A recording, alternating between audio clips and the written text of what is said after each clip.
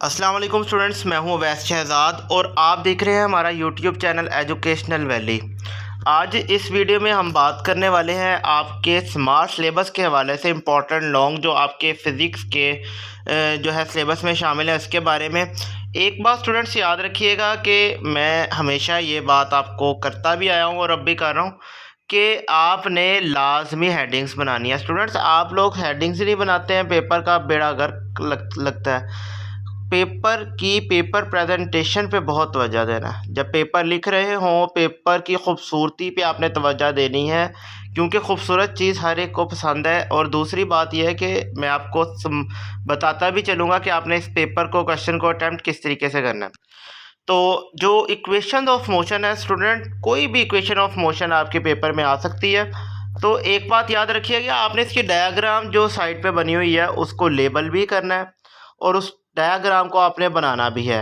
उसके बाद आपने एक हेडिंग देनी है इंट्रोडक्शन की, जो भी आपकी आ रही है इक्वेशन ऑफ मोशन, उसमें जो शुरू में पैराग्राफ लिखा हुआ है इक्वेशन ऑफ मोशन से पहले, फर्स्ट इक्वेशन ऑफ मोशन से पहले जो पहला पैराग्राफ लिखा हुआ है वो आपका इंट्रोडक्शन बनेगा। फॉर एग्जांपल, अगर आपको तीसरी इक्वेशन आती है तो आपने इंट्रोडक्शन का पैराग्राफ बनाना है, डायग्राम बनानी है या ग्राफ का नाम दे सकते हैं। उसके बाद आपने थर्ड इक्वेशन या सेकंड जो भी आएगी वो आपने प्रूव करनी है।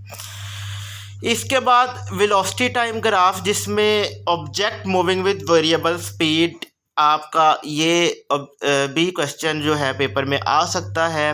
चैप्टर नंबर 3 के अगर इम्पोर्टेंट लॉन्ग देखें तो rate of change of momentum is equal to applied force.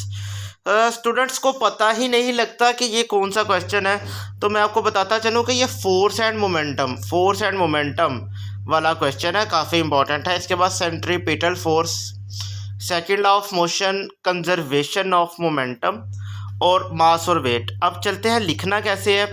तो पहला क्वेश्चन मैथमेटिकल फॉर्म, पहले इंट्रोडक्शन दिया जाएगा, मोमेंटम की डेफिनेशन लिखी जाएगी, मैथमेटिकल फॉर्म, बस इतना सही है।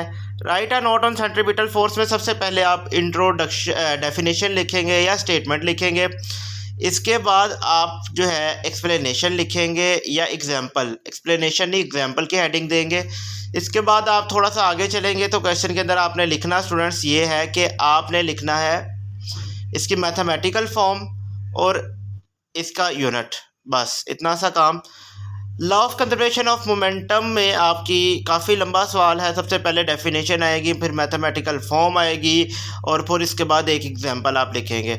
मास और वेट का जो डिफरेंस है स्टूडेंट्स, दरमियान में लाइन लगा के लिखना है, आपने वैसे नहीं लिखना, लाइन लगा के लिखेंगे, क्वेश्चन की जो है खूबसूरती अच्छी आती है। इसके बाद चैप्टर नंबर 4 में डिफाइन टॉर्क है, पैरेलल कंपोनेंट्स है, इसके काफ़ी इंपॉर्टेंट है, इक्विलिब्रियम और इसकी कंडीशन काफ़ी important long. How the value of g change with altitude, law of gravitation और मास ऑफ अर्थ।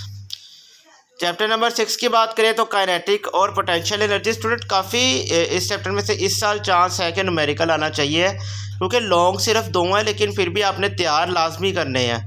और चैप्टर नंबर 5 में से बहुत से स्टूडेंट्स कह रहे हैं कि लॉन्ग नहीं है, पेयरिंग स्कीम स्टूडेंट अगर ख़राब हो गई या उन्होंने ना पेयरिंग के मुताबिक पेपर दिया तो फिर आप लोगों को प्रॉब्लम हो सकती है। चैप्टर नंबर 7 में से पास्कल लॉ है, इसकी वर्किंग है।